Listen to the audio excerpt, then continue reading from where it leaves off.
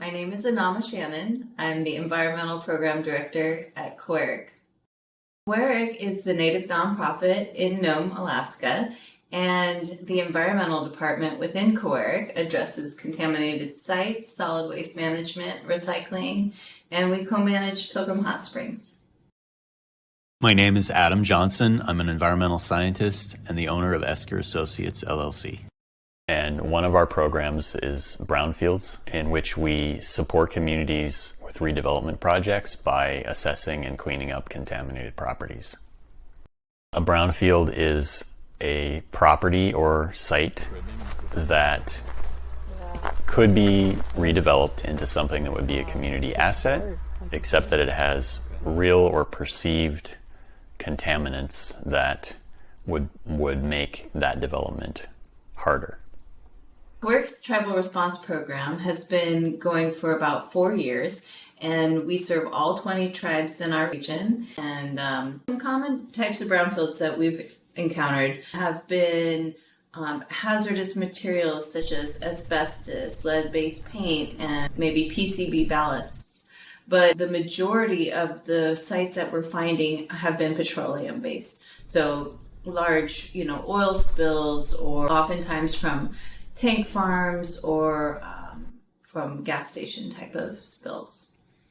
Common contaminants that may be found at brownfield sites include petroleum hydrocarbon compounds such as gasoline and diesel fuel and heavy fuel oil, metals, semi-volatile organic compounds, volatile organic compounds, pesticides, herbicides, and some newer contaminants such as PFAS. A lot of our communities have been affected by contamination in that people are concerned about using their subsistence resources. People in these communities very much live off the land. They hunt, they fish, they gather greens and berries, collect ice water, and so a lot of what they consume and put on the table is directly from their immediate environment. 8,600 barrels? Yes. Were they That we buried crushed. or just laying around? Oh, okay. Yeah, that were collected from throughout the land up there on that Superfund site, but that was nothing compared to Gamble.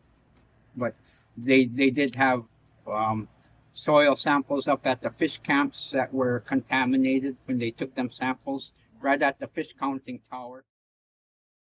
Contaminated properties contribute to deteriorated human health outcomes, to ecological impacts in the surrounding area, and to economic impacts too, or they have economic impacts because people will see a dilapidated property, and if they see too many of those, they may decide not to stop in the community and not spend their money there.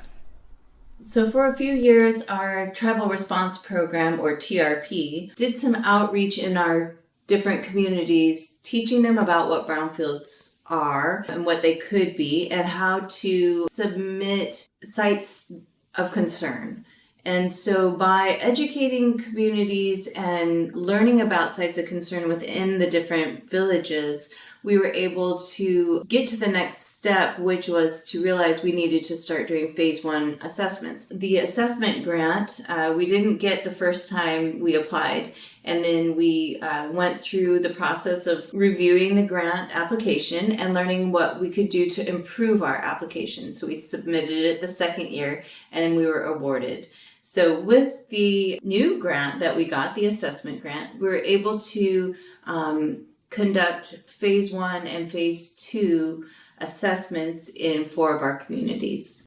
One of the main concerns that we've been finding in our communities is of the old landfill sites. In rural Alaska, landfills even today are not required to be lined. They're considered class 3 landfills, and so being unlined and basically unregulated, they can accept any kind of waste. And they threw everything in there. A lot of bad stuff, and then they buried it. And then now with our climate change and erosion, we've seen a lot of it showing up along the banks. A phase one environmental site assessment is an evaluation of a property that is suspected to have contamination associated with it, and it involves a number of elements. One of those is interviewing people who are knowledgeable with the property history, or a community member coming forward with an idea for a property that is contaminated or potentially contaminated. Another way that a site like this can be identified is through an inventory of brownfield sites in the area that would probably be developed by the environmental agency with input from community members. Once the list is prepared, or once a set of possible sites is identified, the agency or the grant recipient needs to rank those and decide which are the highest priority. And at that point, if they want to move forward with completing a phase one site assessment, they would have to apply to the EPA, the funding agency, for eligibility, because not every site qualifies to receive a phase one site assessment from EPA funds. Part of our assessment grant is contracting with somebody to do our phase one and phase two assessments. And so Kawerak's internal process is that we submit a request for proposals and put that together to get bids from different contractors. So we did that. We received bids and we had a review team. We went through each bid and selected a contractor per Kawerak's process. And we're happy to be working with a contractor now on our phase ones. Some of the things that complicate the process might be ownership of land. Sometimes it's really hard to determine who owns the land of the site that you're looking at. It seems like it would be very straightforward, but oftentimes it's not. Another thing that could complicate that would be just the sheer cost in getting contractors out to do the assessments. It's very costly to get out to the communities and then to not only do the initial assessment, but then to go back and do the test for the contaminants. So if we do the whole property, it's going to be like our whole grant, which we are sure. And then, finally to go back again and do the abatement. So it can be a really costly project, especially if it's a very large project. If you're looking at a large area or contaminants that might have seeped into the ground several feet, it may be a really long process and very costly. Some of the challenges that our tribal response program at Kawerak has faced is turnover. We've had a lot of turnover in the position because it's a really slow moving program. There's not enough funding within the base program. It's hard to move forward through the assessment process. We've been able to overcome that in the last couple years, but for the first couple years, we really did struggle. At the end of our 3-year timeline with our assessment grant, we will have 6 phase 1s completed and 4 phase 2s. And with that, what we hope is that the phase 2 sites are going to be able to move through the cleanup process. Once we have the phase 2 completed, it'll make these sites eligible to apply for cleanup funding. And really that's the end goal, is to get these sites cleaned up and back in reuse. Brownfield sites, when successfully assessed and cleaned up, can be transformed into many different types of uses. For example, public buildings, private businesses, parks, green spaces, and offices.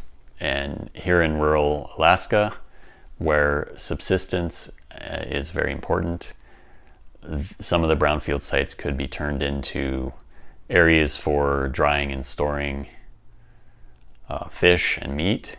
They can also be used for renewable energy, or potentially a center for the community, or a cultural center or museum. For me, the most rewarding part of working with brownfields is getting to know members of the community, leaders, residents, understanding what their concerns are with respect to contaminated lands in their communities, and working with them to get those sites cleaned up. And if brownfields redevelopment can be accomplished in rural Alaska, then it can be accomplished anywhere. And so people, when they are able to see redevelopment happen there, they can be proud of their accomplishment. I think that the most important part of this process is the desire of the community to have a clean environment. 10 years ago, when I was first working with communities and hearing about these contaminated sites, there wasn't a lot of hope for cleanup. They just were expressing how concerned they were that these sites had been sitting there for decades, the concerns they had for their health, the concern they had that they'd never be able to afford to clean them up. And so going through this process right now is really rewarding in seeing that we're able to address some of these sites and start moving them through to the cleanup phase.